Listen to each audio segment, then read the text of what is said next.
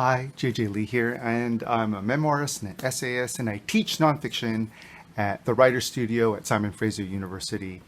And this is Coffee and Memoir.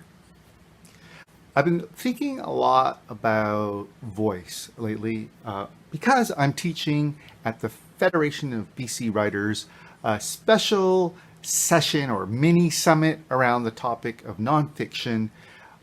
Next week, I'll be teaching on June the 27th, which I believe is a Thursday.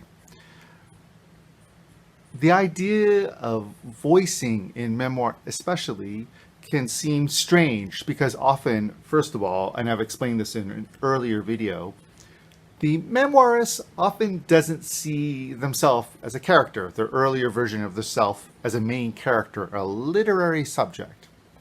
And they also forget that the narrator, the person who tells the story and describes the action of the main character, is also a literary character being produced by the writer. And they're not all the same. Again, as I mentioned, I described this writer-narrator main character split in an earlier video.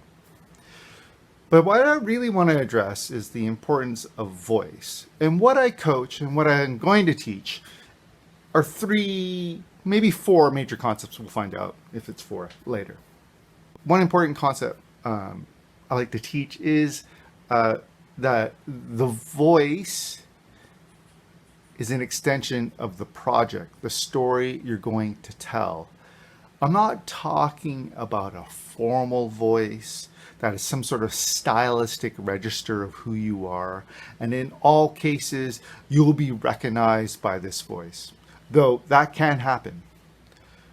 When I speak of voice and when I coach about voice, what I'm doing is casting a version of the writer into the work. Which version, which components of their persona should be poured into the story. And I think that separation of the writer and the manifestation of the narrator as a voice is a really important step. And one way to create that step, that spacing between the writer and the narrator voice, is to cast the voice. Find the actor, that person out there in the world of media or literature, any type of way of imagining the self outside the self. If you were to cast your narrator, who is a version of you, I admit, in a film, who would you cast? Which actor or persona, personality, fictional, non-fictional, it doesn't really matter.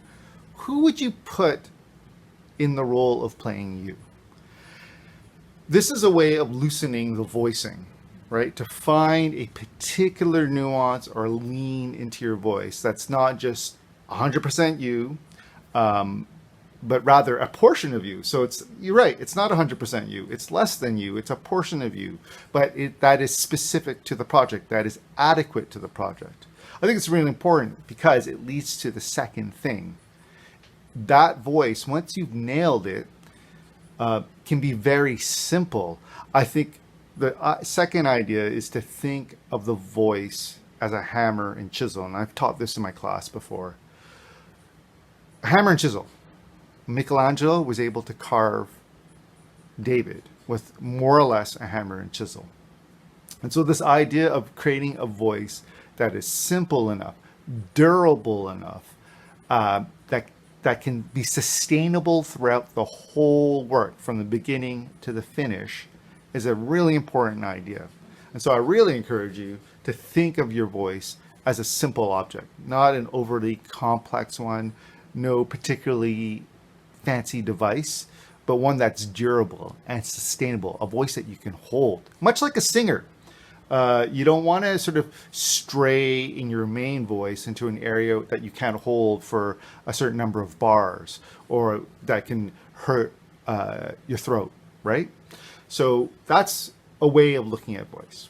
So the third thing I would also encourage is, what is the third thing? Oh, the third thing I would mention about the voice is it can be an engine of creativity. Once you have this durable vehicle in which you can drive your narrative and you're comfortable and you've created that distance by casting it, finding the right nuance to your voice, It becomes an engine of creativity.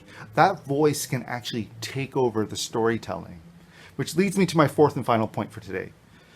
If you have a voice, that means you have a narrator. If you have a narrator, that means the narrator's telling a story. I think it's important for the nonfiction writer, the memoirist, to imagine telling that story in a venue, in a setting, in a context, in a circumstance. It can be an interrogation cell.